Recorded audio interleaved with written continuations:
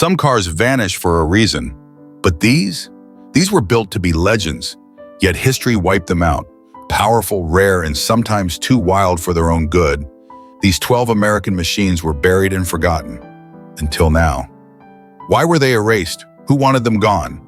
And most importantly, how did we forget them? Buckle up, because these lost icons are making a comeback.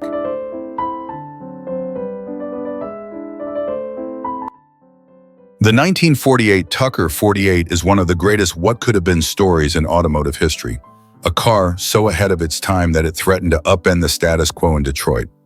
Preston Tucker envisioned a vehicle that would revolutionize the industry with cutting-edge safety features, radical engineering choices, and a design that looked like it came straight from the future.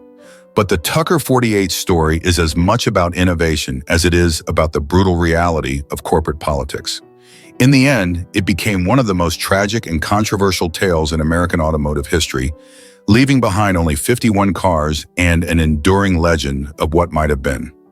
At its core, the Tucker 48 was built around the idea of safety, a concept that was barely an afterthought for most automakers in the 1940s.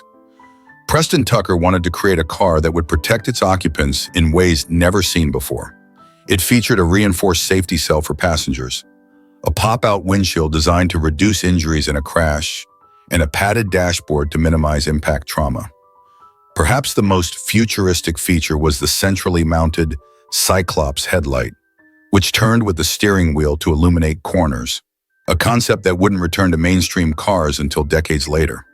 Additionally, Tucker's rear engine layout provided better weight distribution and handling, another idea that was revolutionary for an American sedan at the time. Underneath its sleek, aerodynamic body, the Tucker 48 was powered by a 5.5-liter flat-six engine, sourced from a helicopter and adapted for automotive use. Unlike most cars of its era, which used conventional transmissions, the Tucker 48 originally experimented with a complex torque converter system before switching to a more conventional unit. With 166 horsepower, it was one of the most powerful American sedans of its day and could reach speeds of over 120 mph, faster than most contemporary luxury cars. But what really set the Tucker apart wasn't just its performance or safety features, it was its entire philosophy. Preston Tucker wanted to take on Detroit's Big Three, General Motors, Ford, and Chrysler, and prove that a small, independent automaker could build a superior car. And that's exactly why the Tucker 48 was doomed from the start. The major automakers, along with powerful political and business interests, saw Tucker as a threat. Rumors of backroom deals and corporate sabotage abound, with many believing that the Big Three, along with Washington insiders, worked behind the scenes to ensure that Tucker never got off the ground.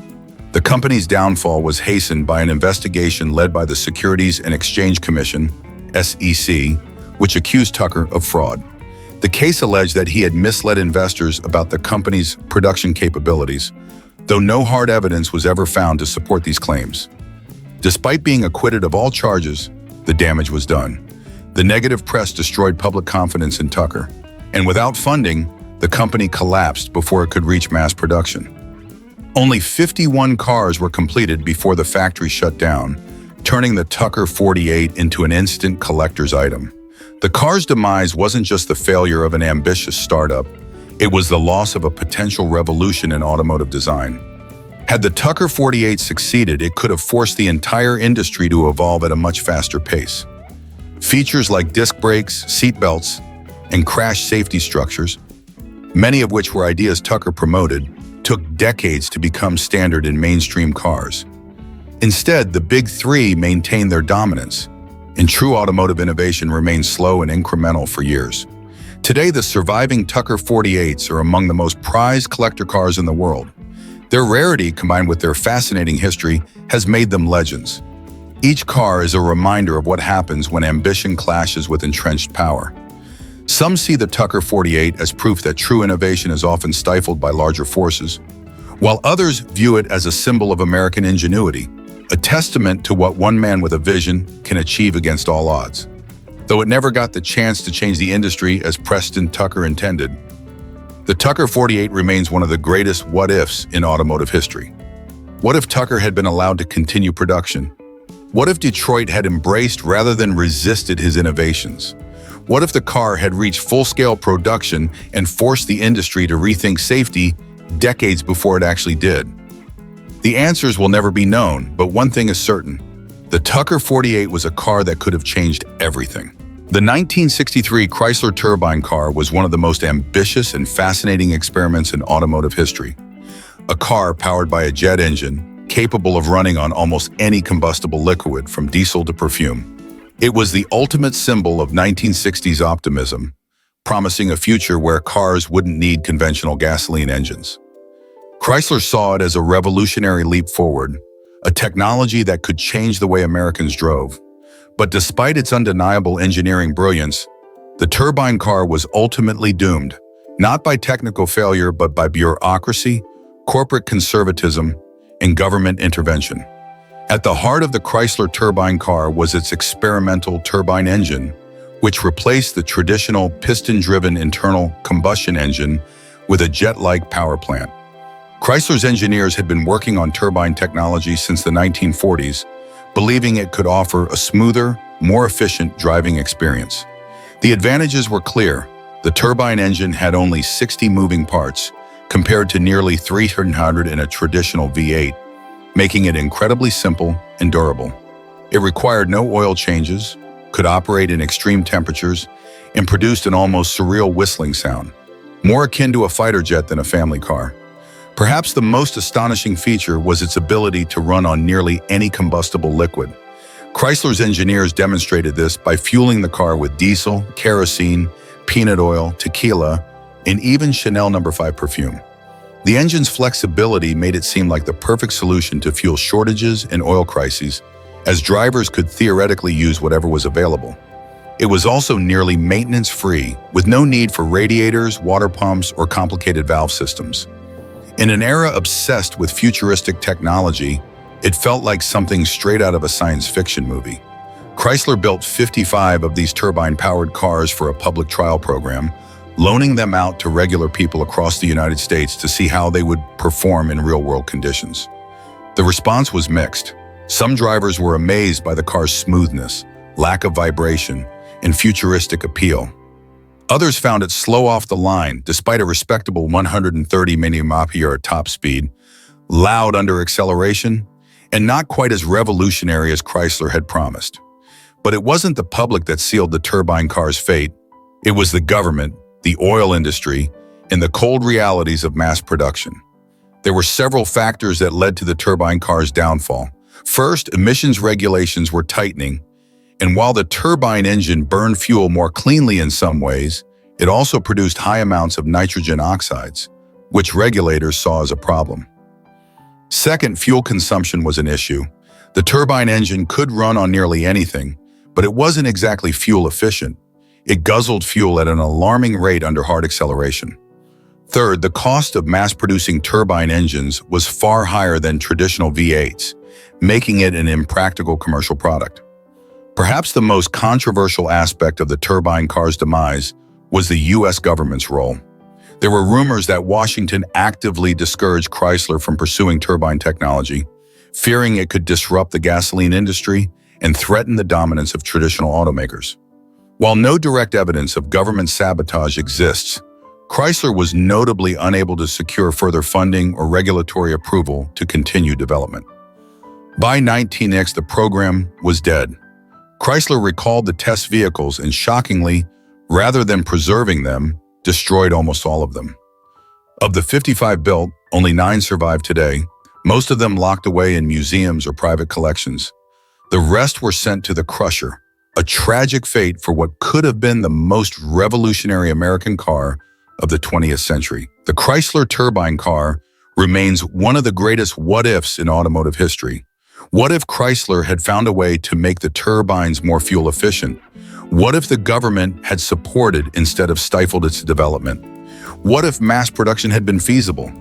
The answers will never be known, but the turbine car's legacy lives on as a symbol of what happens when ambition collides with reality. It was a glimpse of a future that never arrived, one of the boldest, most innovative cars ever built, yet one that was doomed before it even had a chance to change the world. The 1956-57 Cadillac Eldorado Brougham was the pinnacle of American luxury and innovation, a car so advanced and opulent that it rivaled the best European offerings of its time. Yet, despite its groundbreaking features, it remains one of Cadillac's most overlooked masterpieces. At a jaw-dropping $13,074 in 1957, more than a Rolls-Royce Silver Cloud or a contemporary Ferrari 250, it was by far the most expensive American car of the era. Cadillac set out to create not just a high-end automobile, but a rolling statement of technological prowess, extravagance, and exclusivity. It was the kind of car that only the most elite buyers could afford. Yet today, it remains overshadowed by more mainstream classic Cadillacs like the 1959 Eldorado Biarritz or the Series 62 convertibles. Each Eldorado Brougham was built entirely by hand in Cadillac's special factory, where craftsmen meticulously assembled every detail to perfection. Only 400 units were produced in 1957 and another 304 in 1958, making it one of the rarest and most bespoke Cadillacs ever built. Unlike the standard Cadillacs of the time, which were already symbols of success, the Brougham was on an entirely different level. It featured a unique stainless steel roof, a four-door pillarless hardtop design, and rear-hinged suicide doors, a layout usually reserved for ultra-luxury cars like Rolls-Royces. The exterior styling was a masterpiece of restrained elegance, with sharp tail fins, a distinctive Dagmar front grille, and quad headlights, a feature so ahead of its time that they were still illegal in some states when the car was first released. But the real magic of the Eldorado Brougham was found inside. Cadillac allowed buyers to choose from an almost unheard of 44 different interior trim combinations, featuring the finest materials available. The seats were upholstered in glove-soft Scottish leather, the carpeting was deep pile mouton wool, and the dashboard was trimmed in stainless steel and exotic woods. No two cars were exactly alike, with some featuring aluminum-trimmed door panels, others finished in genuine cashmere or brocade fabric. Cadillac wanted to create a car that didn't just impress, it had to feel like a luxury penthouse on wheels. The list of features was nothing short of astonishing, even by today's standards. The Eldorado Brougham introduced the world to power-adjustable memory seats, automatic trunk latches, and an electric clock that warmed itself when the car was turned on. The air suspension system, borrowed from the engineering experiments of GM's bus division, allowed the car to float over the road with an unmatched level of smoothness, at least when it was working properly.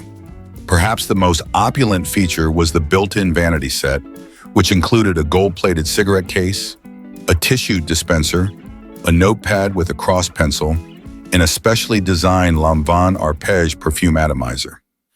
This was a car designed not just for the wealthy, but for the kind of people who expected their car to be as refined as their evening attire. Under the hood, Cadillac didn't hold back either. The Eldorado Brougham was powered by a 365 cubic inch, 6.0-liter V8 with dual 4-barrel carburetors, producing an impressive 325 horsepower. This meant that despite its nearly 5,000-pound weight, the Brougham had enough muscle to cruise effortlessly at high speeds, making it one of the fastest luxury cars of the late 1950s. Power was sent to the rear wheels via GM's Hydra-Matic automatic transmission, and with a top speed of around 125 mph, the Eldorado Brougham had performance to match its price tag. Yet, for all its greatness, the Eldorado Brougham never found a sustainable market.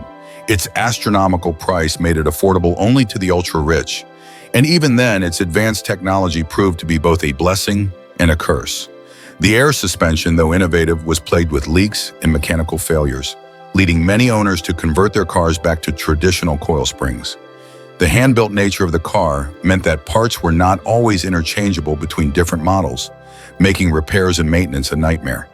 Cadillac quickly realized that while the Brougham was a showcase of engineering, it was not a viable long-term production vehicle. By 1959, the Eldorado Brougham was discontinued, and Cadillac shifted its focus to the more traditionally built Eldorado Biarritz, which, while still luxurious, lacked the handcrafted exclusivity of the Brougham.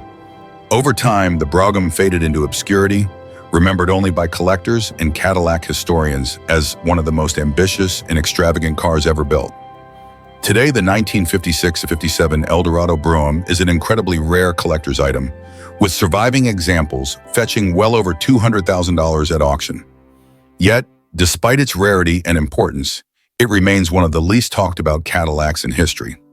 Unlike the legendary 1959 Fins or the muscle-bound 1970s Eldorados, the 1970 AMC Rebel Machine was a muscle car that came out swinging, proving that AMC could build a true high-performance street fighter that could hold its own against the big names from GM, Ford, and Chrysler. But despite its impressive performance, aggressive styling, and undeniable presence, it remained one of the most underrated and overlooked muscle cars of its time. It was a car that had all the right ingredients: big power, bold looks, and surprising handling. But because it wore an AMC badge instead of a Chevrolet or Plymouth emblem, it never got the widespread recognition it deserved. At first glance, the Rebel Machine looked like something that had been pulled straight from a racetrack. Its unmistakable red, white, and blue paint scheme wasn't just an aesthetic choice, it was a declaration of intent. AMC was known for playing the role of the underdog, but with the Machine, they were making a statement. They were ready to compete in the muscle car wars, and they weren't going to do it quietly. The car was based on the AMC Rebel, a mid-size model that had been more associated with family transportation than high-performance thrills. But with a host of upgrades and a massive power boost, the Machine was anything but ordinary. One of the Machine's most distinctive features was its functional hood scoop, which not only provided fresh air to the engine, but also housed a large, easy-to-read tachometer, something that was more common in high-end race cars than street-legal production vehicles. This was a car that AMC built for real drivers, the kind who weren't afraid to drop the clutch and let the tires spin. Under the hood, the Rebel Machine packed AMC's most potent engine at the time, a 390 cubic inch, 6.4-liter V8 that was officially rated at 340 horsepower and 430 pound-feet of torque. However, just like many muscle cars of the era, this rating was believed to be conservative, and real-world dyno tests suggested that the Machine's power output was closer to 360-370 horsepower. With a 4-speed manual transmission and a 3.541 rear axle ratio as standard, with optional lower gears available, this car had serious straight-line speed. Independent tests at the time recorded 0 to 60 miles per hour times as quick as 6.3 seconds, with the quarter-mile flashing by in just 14.4 seconds at around 100 miles per hour. Numbers that put it in direct competition with legends like the GTO, Chevelle SS 396, and even some of the smaller, lighter pony cars like the Mustang Mach-1 and Camaro SS. But what made the Machine even more special was that it wasn't just about raw speed, it was surprisingly well balanced for a muscle car of its size. AMC engineers gave it a heavy-duty suspension package, reinforced chassis components, and upgraded sway bars that made it more composed in the corners than many of its rivals. While most muscle cars of the era were focused purely on straight-line performance, the Machine had a level of handling refinement that many of its competitors lacked. It may not have been a true road course racer, but compared to some of the nose-heavy Mopars and Fords of the time, it felt nimble and controlled when pushed hard. Unfortunately, despite all of its strengths, the Rebel Machine never found widespread success. Part of the problem was AMC's reputation at the time. While companies like Chevrolet and Dodge had well-established muscle car legacies, AMC was still seen as the brand that built practical economy cars, not tire-smoking street machines. Buyers who were looking for a muscle car often turned to the more established names, and many simply overlooked the Machine entirely. Another issue was timing. By 1970, the muscle car market was starting to change. Insurance rates for high-performance cars were skyrocketing, emissions regulations were looming on the horizon, and the fuel crisis of the early 1970s was just around the corner. While cars like the Rebel Machine were still fast and exciting, they were becoming increasingly difficult to justify for the average buyer. AMC built only 2,326 Rebel Machines in 1970, making it one of the rarest muscle cars of its time. Today it remains a hidden gem among collectors, cherished by those who recognize its unique place in muscle car history. Prices have been steadily climbing as more enthusiasts realize just how special this car really was. Unlike many muscle cars that have been remembered through movies, racing history, or sheer brand loyalty, the Rebel Machine is a car that exists in a world of what could have been. If it had been a Chevelle, a Charger, or even a Mustang, it would likely be remembered as one of the greatest muscle cars ever built. Instead, it remains a cult classic, a machine built by an underdog company that refused to play by the rules. For those who appreciate muscle cars that dared to be different, the AMC Rebel Machine is one of the most fascinating cars of its era. It was loud, fast, and completely unapologetic. The 1969 Chevrolet Astro II XP880 is one of the great what-if cars of American automotive history, a mid-engine Corvette prototype that arrived 5 decades too early. It was sleek, powerful, and a serious contender in an era when European manufacturers were proving that the future of high-performance sports cars belonged to the mid-engine layout. Had Chevrolet taken the risk and put it into production, the history of the Corvette, and American performance cars in general, might have looked very different. Instead, the Astro II became yet another unrealized dream, buried in GM's archives while Ferrari, Lamborghini, and Porsche cemented their dominance in the mid-engine supercar world. By the late 1960s, the idea of a mid-engine Corvette wasn't new. Zora Arkus Duntov, the legendary Corvette engineer, had been pushing for a mid-engine layout for years. He saw the traditional front-engine rear-wheel drive setup as outdated, especially for a car that was supposed to compete on the world stage against the best from Europe. But GM executives were reluctant. The Corvette was already successful as a front-engine car, and changing its layout could alienate loyal buyers who saw it as a traditional American muscle car rather than a cutting-edge sports car. Still, the engineers at Chevrolet weren't ready to give up. The Astro II, officially designated XP880, was their latest and most convincing attempt to sell the idea of a mid-engine Corvette to GM's decision-makers. Unlike previous concepts which had used unconventional layouts or experimental drivetrains, the Astro II was built with production feasibility in mind. It featured a modified C3 Corvette chassis with the 427 cubic inch big block V8 relocated behind the driver. This wasn't just a futuristic concept, it was a fully functional, road-ready prototype. From a design standpoint, the Astro II was stunning.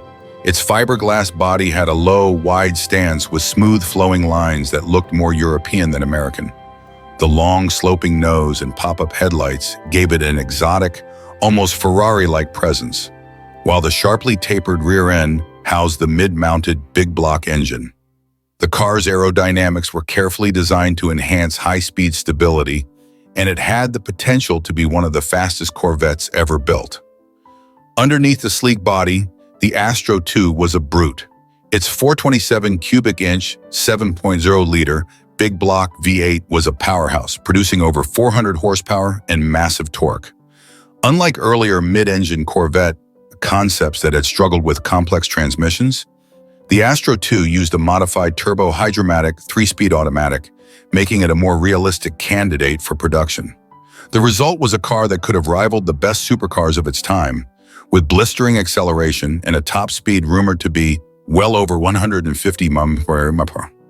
When Chevrolet unveiled the Astro II at the 1969 New York Auto Show, it created a sensation. Enthusiasts and journalists alike speculated that Chevrolet was finally ready to take the Corvette into the future with a mid-engine layout. The car was not just a design exercise, it was drivable, powerful, and seemingly production-ready. Many believed it was only a matter of time before a mid-engine Corvette became a reality. But behind the scenes, GM executives were hesitant. The Corvette had a loyal following, and they feared that moving the engine to the rear would alienate buyers. There were also practical concerns. Developing a new mid-engine platform from scratch would have been expensive, and GM wasn't sure if the market was ready for such a radical change. In the end, they decided to play it safe. The Astro II was quietly shelved, and the Corvette remained a front-engine car for another 50 years. Looking back, the Astro II represents one of the great missed opportunities in American automotive history. If Chevrolet had been bold enough to put it into production, it could have rewritten the rules for American sports cars, putting the Corvette in direct competition with Ferrari and Lamborghini decades before the C8 Corvette finally did. Instead, it became just another forgotten concept, a tantalizing glimpse of what could have been. Today, the Astro II resides in GM's Heritage Collection, a silent reminder of the Corvette that never was. It remains a fascinating piece of history, a symbol of innovation that arrived too soon for its time. While the 2020 C8 Corvette finally fulfilled the dream of a mid-engine Corvette, one can't help but wonder how different the automotive world might have been if GM had taken the leap back in 1969. Would Chevrolet have become a dominant force in the world of mid-engine supercars? Could the Corvette have beaten Ferrari at its own game? The Astro II will always be an enigma, a car that was ready to change everything but never got the chance. The 1953 Packard Caribbean was the kind of car that makes you wonder what could have been. A stunningly designed, handcrafted luxury convertible that was meant to take on the best from Cadillac, yet ultimately became one of Packard's last flashes of brilliance before the brand faded into history. By the early 1950s, Packard was struggling to hold on to its reputation as America's premier luxury car builder, a title it had once carried with ease in the pre-war era. The Caribbean was supposed to be the car that reminded the world of Packard's greatness, a halo model that combined elegance, exclusivity, and performance in a way that few American cars of the time could match. Inspired by the Packard Pan American concept car that debuted in 1952, the Caribbean was an attention grabber right from the start. With its smooth, flowing lines, extended wheel openings, and tasteful chrome accents, it had a presence that was both sophisticated and imposing. Unlike some of its competitors that relied on excess flash, the Caribbean carried itself with an understated confidence, long, low, and sleek, without being garish.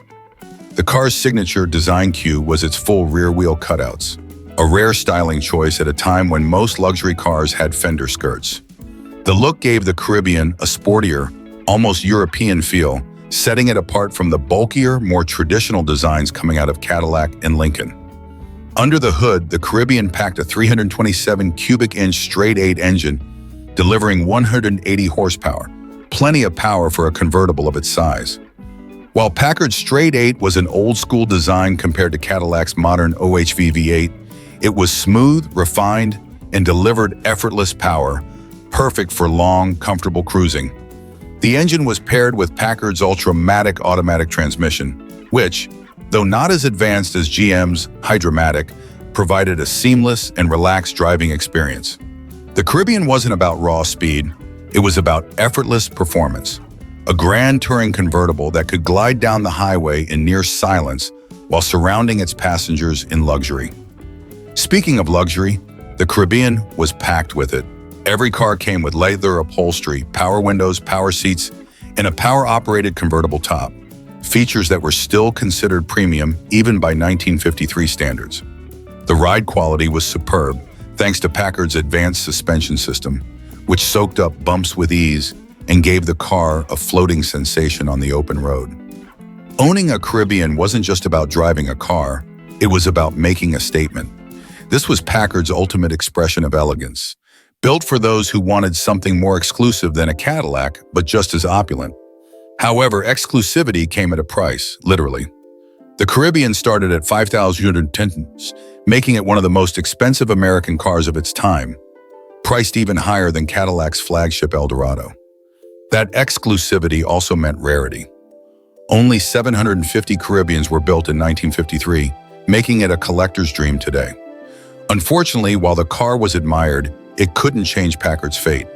By the early 1950s, Packard was already struggling financially, caught in a losing battle with Cadillac and the growing dominance of the big three automakers.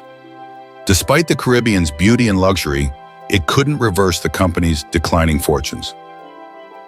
The Packard Caribbean remained in production through 1956, gaining a V8 engine and a series of mechanical and design improvements. But by then, it was too late. Packard merged with Studebaker in a desperate attempt to stay afloat, and by the late 1950s, the once great brand was reduced to selling rebadged Studebakers before disappearing entirely. The 1953 Caribbean, in many ways, represents the last true expression of what Packard once was, a company that built some of the most elegant, high-quality cars in America. Today, the 1953 Caribbean is a highly sought-after classic, a reminder of Packard's final attempt at greatness. It's one of those cars that, when seen at a concours event or on the open road, makes people stop and stare, wondering how a company that could build something so stunning and sophisticated could have ever disappeared.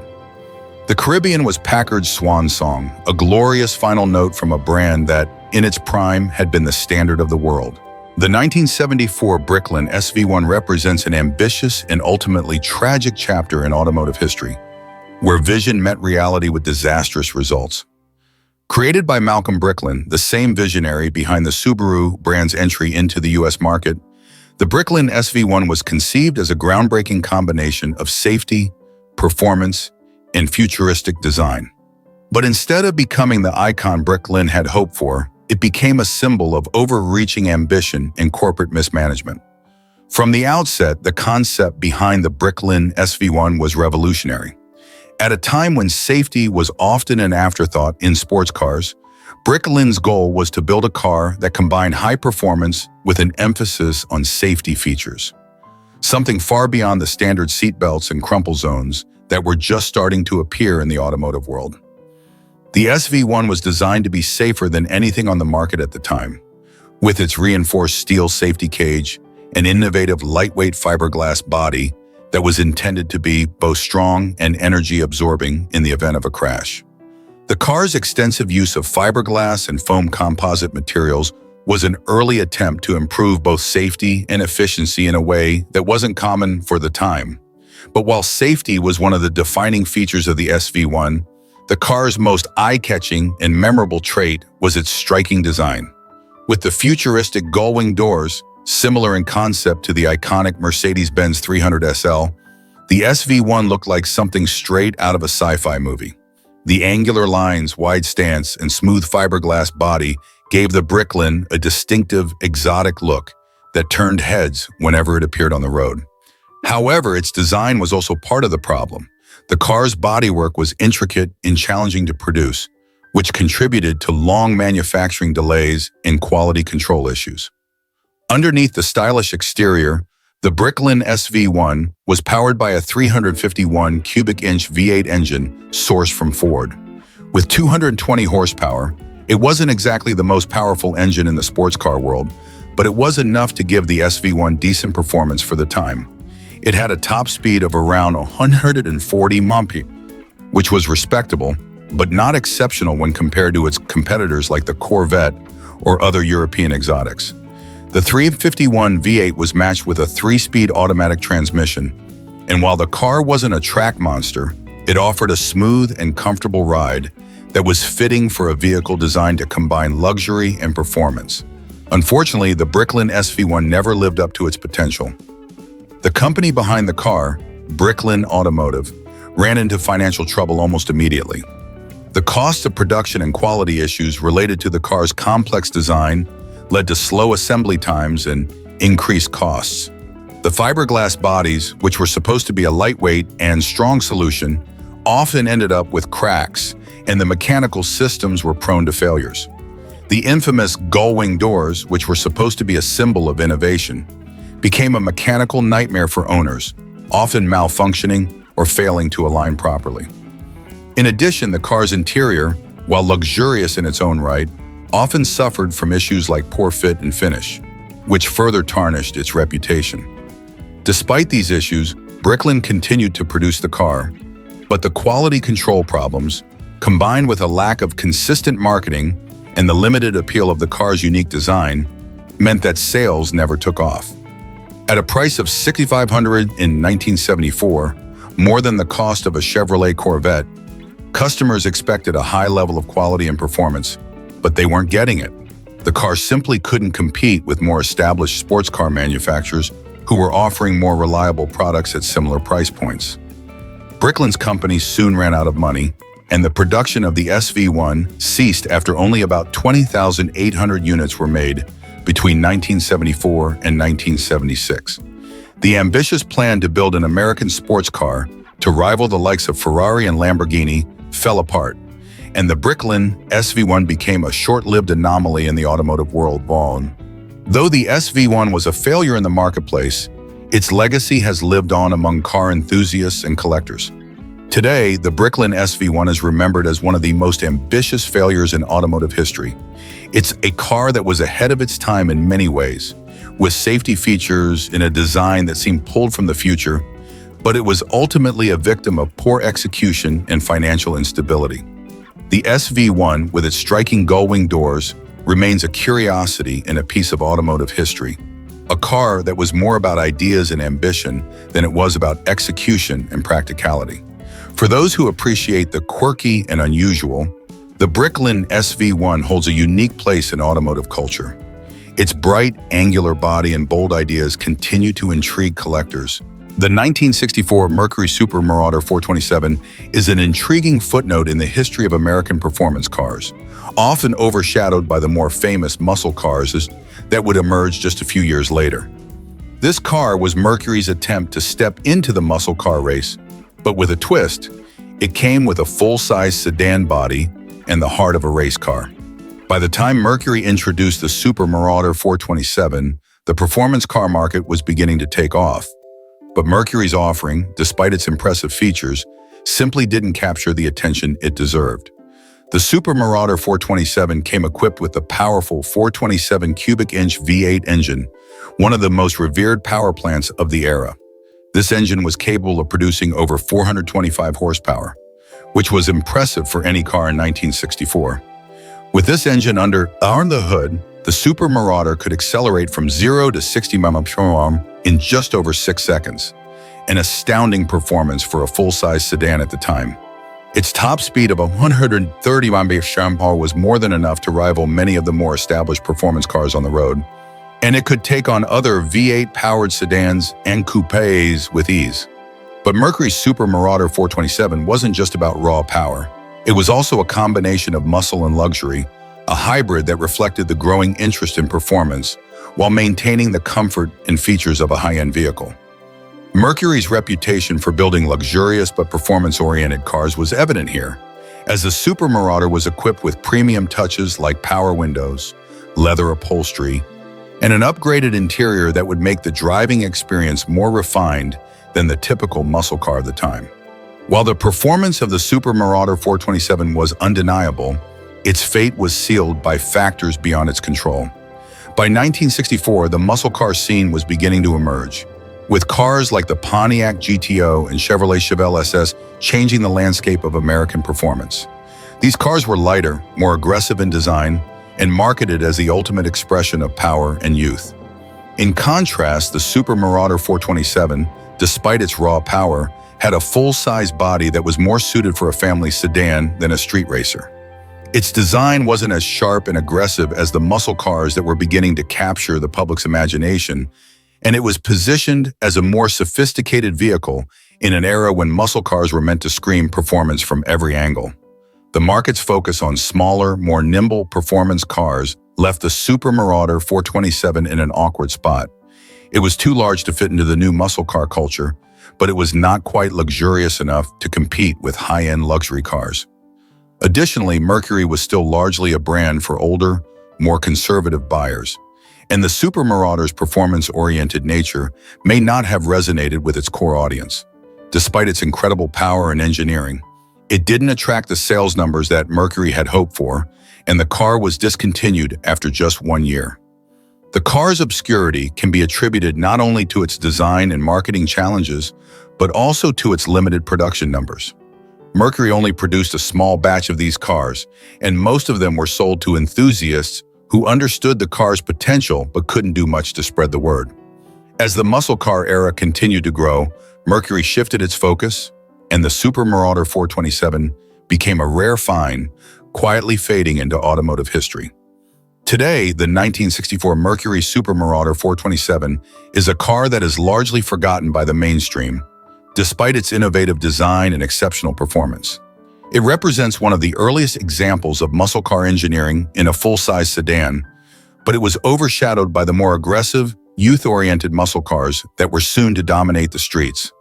The Super Marauder remains a car that was ahead of its time in many ways, but it just didn't fit into the shifting tides of American performance car culture. For those who seek out the underappreciated gems of the automotive world, The Super Marauder 427 is a fascinating relic. It is a reminder of the days when manufacturers were experimenting with new combinations of luxury and performance, even if it wasn't the right time for such a blend. While its legacy may not be as well known as the GTO or the Mustang, the Super Marauder 427 stands as a testament to Mercury's ambition and desire to make a statement in the world of performance cars. In many ways, it is the forgotten forefather of the muscle cars that would come to define the era, a car that was powerful, but in an understated and forgotten way. It may not have garnered the attention it deserved in its day, but for those who recognize its significance, it represents an important chapter in the story of American performance cars. The 1991 Vector W8 remains one of the most audacious and controversial supercars ever produced in America. Designed by the eccentric automotive visionary Jerry Wiegert, the W8 was built with the ambition of taking on the world's best supercars, Ferrari, Lamborghini, and Porsche, and proving that the United States could dominate in the exotic car market. With its aerospace-inspired design and cutting-edge technology, the Vector W8 had the potential to change the landscape of American performance cars forever. But its downfall was as dramatic as its design. At the heart of the W8 was its twin-turbocharged 8.0-liter V8 engine, which was capable of producing an astounding 1,200 horsepower. This made the W8 one of the most powerful cars of its time, with acceleration that could rival anything coming out of Europe. The car's top speed was estimated to be around 230 mph, placing it firmly in the ranks of the fastest cars in the world. Despite its heavy weight around 30,600 pounds, the Vector W8 could reach Euro 60 mph in under 4 seconds, a remarkable feat for any car, let alone one that was far from a featherweight. The W8's striking design was equally revolutionary, with its sharp angles, futuristic styling, and carbon fiber body. The car's body was heavily influenced by aerospace technology, utilizing composite materials and a construction process that was considered highly advanced for its time. Its sleek, low-slung profile and aggressive, angular lines set it apart from the traditional curvy supercar designs of the era. The Vector W8 looked like it had come straight out of a science fiction movie, embodying the futuristic ideals of speed, innovation, and power. Inside, the car was as futuristic as the exterior, with a cockpit-like interior that featured advanced instrumentation, digital displays, and luxury touches that were meant to rival the best European sports cars. It was designed to be a car that would not only perform but also provide a high level of comfort and exclusivity, making it a true luxury supercar.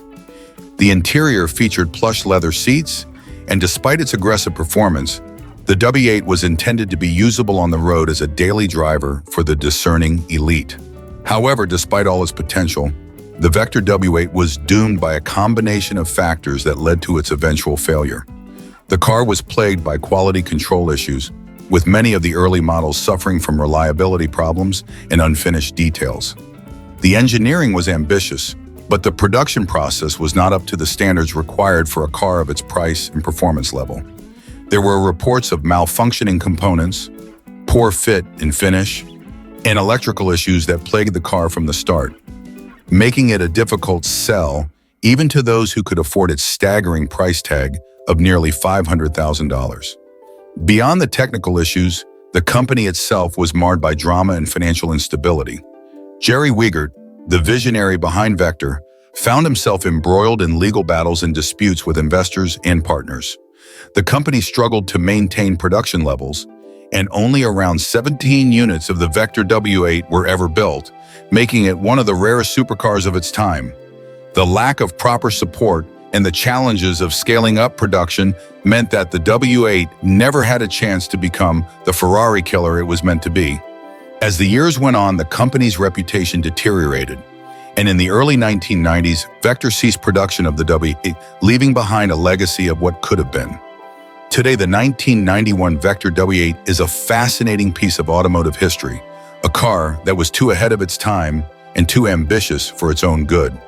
It remains a rare and exotic relic of the 90s supercar wars, a symbol of American engineering innovation that failed to gain the traction it deserved. Despite its shortcomings, the W8 is often remembered as an icon of the what could have been genre, a car that was too revolutionary and too extreme for the world of mass-produced supercars. For collectors and enthusiasts, the Vector W8 is a sought-after rarity, with its unique design and powerful performance still standing out as a remarkable achievement in automotive history. But for all its glory, the car's story is one of unfulfilled promise.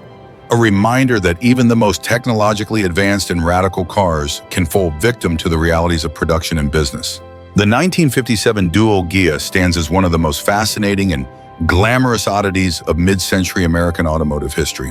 It's the car that Hollywood's elite coveted, known for its striking blend of Italian design and American engineering. Yet, despite being adored by some of the most famous people in the world at the time, the dual Ghia was doomed by limited production and a company that ultimately couldn't keep up with the costs of building such a high-end luxury vehicle. The result is a car that, while nearly forgotten by the mainstream, remains a cherished symbol of 1950s excess and the glamorous world of Hollywood. The dual Ghia was born from the collaboration between Chrysler and the Italian design house Ghia, one of the top names in European automotive styling. Ghia had a long history of designing beautiful handcrafted bodies for luxury brands like Chrysler, but the dual Ghia was unique in that it would be built for the American luxury market by an American company, Dual Motors. What they created was nothing short of stunning. The car combined the finest of both worlds, the exotic design of Italy and the performance and luxury of American muscle. In terms of design, the dual Ghia was a masterpiece. The car's sleek, low-slung body had the kind of elegance and grace that Ghia was known for, with a long, smooth front end that merged into the flowing curves of the body. Its appearance was both modern and timeless, featuring a graceful aerodynamic form that looked like it would be built to slice through the air. The car's exterior had a striking presence, with chrome accents, sharp fender lines, and a distinctive grille that stood out even in a world of glamorous cars. The body was crafted by hand in Italy and mated to an American engineered chassis. Powering this exotic beauty was Chrysler's 325 cubic inch Hemi V8, one of the most revered engines of its time. With around 230 horsepower, the dual Ghia wasn't just a looker. It had the performance to back up its flashy appearance. The combination of Italian styling and a potent American engine made the dual Ghia a remarkable hybrid of old-world craftsmanship and American muscle. But what truly set the car apart from the competition was the brand's connection to Hollywood. The dual Ghia became an instant symbol of high society, with numerous A-list stars clamoring for one. Frank Sinatra, perhaps the most famous owner of the car, was known for his love of fine automobiles, and the dual Ghia became a signature of his chic and luxurious lifestyle. President Ronald Reagan, still an actor at the time, also owned one of these luxurious machines, making it clear that the dual Ghia was as much about star power as it was about craftsmanship. For all its beauty, performance, and Hollywood association, the dual Ghia had a significant flaw. Its production numbers were incredibly limited. Only 117 cars were ever made, which immediately set the stage for its rarity. The cost of building such an extravagant car, with its handcrafted details and unique materials, was simply too much for Dual Motors to sustain. Despite its appeal to the elite, the car was not a commercial success. The company went under, and the production of the dual Ghia came to an abrupt halt. By the early 1960s, Dual Motors had ceased operations, and the car that had once graced the driveways of Hollywood's most famous figures faded from memory. Its uniqueness, however, has kept it alive in the minds of collectors and automotive enthusiasts. Today, the dual Ghia is considered one of the forgotten jewels of mid-century American automotive history, a car that bridged two cultures, Italian artistry and American performance, but was never allowed to thrive in the marketplace. The car's low production, combined with the collapse of Dual Motors, meant that the dual Ghia became an enigma, a fascinating what could have been in the world of luxury cars. Had the company survived and been able to produce more vehicles, the dual Ghia might have become an iconic name in automotive history. Instead, it remains a rarity, a symbol of an era in which the American car industry was trying to craft something entirely different from the norm. something that was as much about luxury and lifestyle as it was about raw power. For the few who are lucky enough to own one today, the 1957 Dual Ghia is not just a car, it's a statement. It's a reminder of a time when luxury and performance collided in the most dazzling way. In its limited numbers, the car has become an enduring symbol of the 1950s fascination with excess, glamour, and the dream of creating the ultimate high-performance luxury vehicle. Despite the car's unfortunate end, the Dual Ghia's impact on automotive culture cannot be denied. It was an early attempt at a handcrafted luxury performance car, blending European design with American muscle, and its short production run makes it one of the rarest, most coveted automobiles from the 1950s. The 2004 Pontiac GTO is often regarded as one of the most misunderstood cars in the history of American muscle. When it was reintroduced in the early 2000s, it promised to be a worthy successor to the legendary GTO nameplate, offering power, performance, and an affordable price tag. However, the revival of the GTO was marred by a series of missteps, particularly in terms of its design and market reception. Despite its formidable performance capabilities, the 2004 GTO never quite captured the hearts of muscle car enthusiasts, and as a result, it remains largely forgotten today, especially by those who had expected a more traditional, aggressive-looking muscle car. Under the hood, the 2004 GTO was equipped with a 5.7-liter LS1 V8 engine, which was the same power plant found in the Chevrolet Corvette of the time. With 350 horsepower and 368 lb-ft of torque, the GTO had more than enough muscle to perform like a true American muscle car. It could accelerate from 0 to 60 mph in just under 5.5 seconds, a remarkable feat for its class, and it could run the quarter mile in the low 13-second range. These figures were certainly impressive, placing the GTO firmly in the same league as some of the best high-performance vehicles of the era. Yet, despite its performance potential, the 2004 GTO faced a significant hurdle: its styling. While the car was an incredible machine under the surface, its exterior design was often criticized for being too plain and uninspiring. Unlike the aggressive, bold styling of its muscle car ancestors, cars like the 1960s GTO, with its signature stance and striking details, the 2004 version looked like little more than a rebadged Holden Monaro from Australia, the car from which it was derived. Its rounded, unassuming body didn't scream muscle car in the way that many had hoped.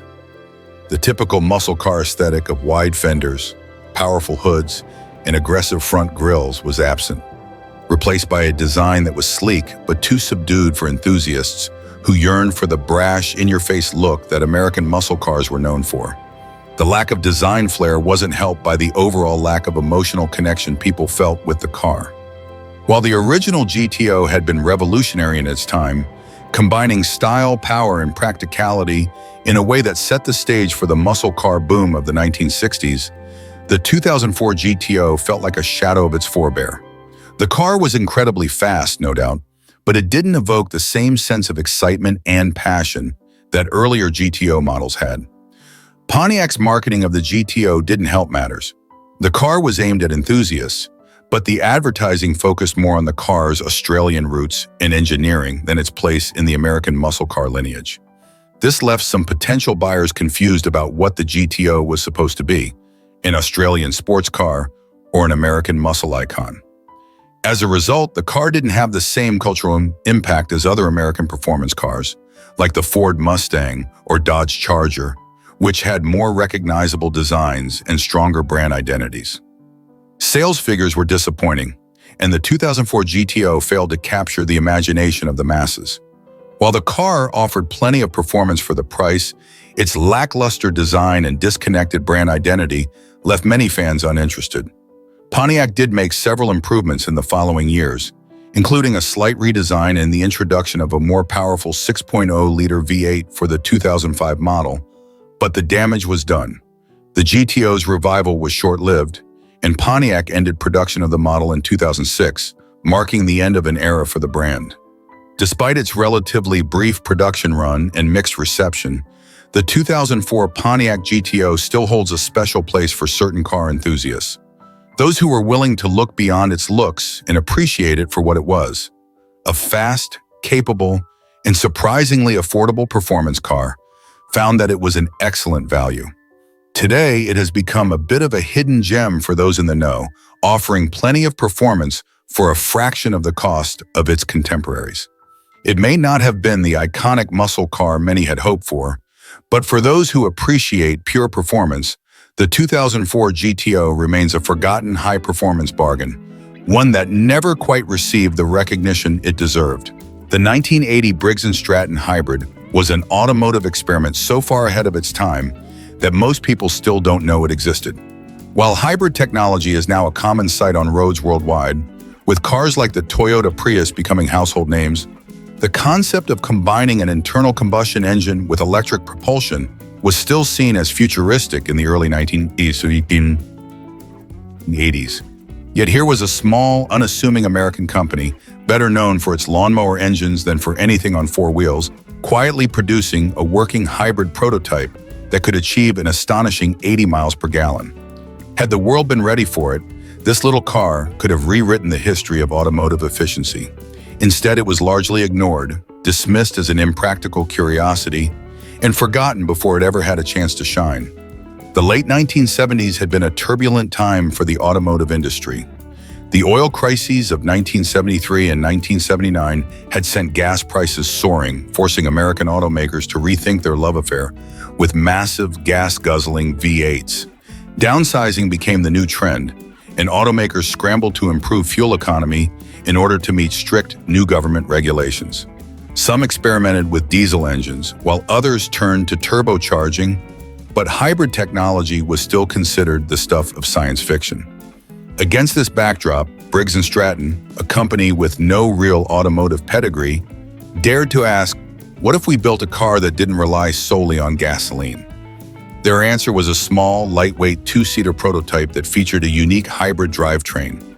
Under the hood, instead of a conventional 4- or 6-cylinder engine, the car used a tiny 694cc two-cylinder gasoline engine, essentially an enlarged version of the company's lawnmower power plants, paired with an electric motor. This setup allowed the car to operate in multiple modes. It could run on gasoline power alone, use electric power for short distances, or combine both for optimal efficiency. The result was a car capable of an astonishing 80 miles per gallon, a number that seemed almost unbelievable at a time when most compact cars struggled to reach half that figure. Despite its groundbreaking efficiency, the Briggs & Stratton hybrid never gained traction. The problem wasn't the technology, it was the timing. By 1980, the panic over rising gas prices had begun to subside, and the American public was once again turning its attention toward larger, more comfortable vehicles. The auto industry, still reeling from the fuel crisis, was hesitant to invest in a radical new powertrain concept, especially from a company that had no track record in automobile production. There were also concerns about cost and complexity. The idea of a hybrid drivetrain was novel, but it was also unfamiliar, and many saw it as an unnecessary complication when gasoline-powered cars were becoming more efficient on their own. Then there was the issue of perception. Briggs & Stratton was a respected name in small engines, but it wasn't a car company. Had General Motors, Ford, or Chrysler introduced a similar concept, perhaps the story would have played out differently. But an automobile from a lawnmower engine manufacturer? To many, it seemed like little more than a backyard science project, no matter how impressive the technology actually was. Only a few prototypes were ever built, and when it became clear that no major automaker was willing to take a chance on hybrid technology, the project quietly disappeared. The world would have to wait nearly 2 more decades before Toyota and Honda successfully introduced hybrid cars to the market in the late 1990s. By then, fuel economy and emissions concerns had returned to the forefront, and consumers were finally ready to embrace a gasoline-electric future. Today, the Briggs & Stratton hybrid is a forgotten relic of an alternate automotive timeline, one in which hybrids might have taken over the roads decades earlier. It's a fascinating glimpse at what could have been, a reminder that sometimes the best ideas arrive too soon for their own good. Had the world been ready for it, this little American-built hybrid might have become a game changer. Instead, it remains just another lost chapter in the history of automotive innovation.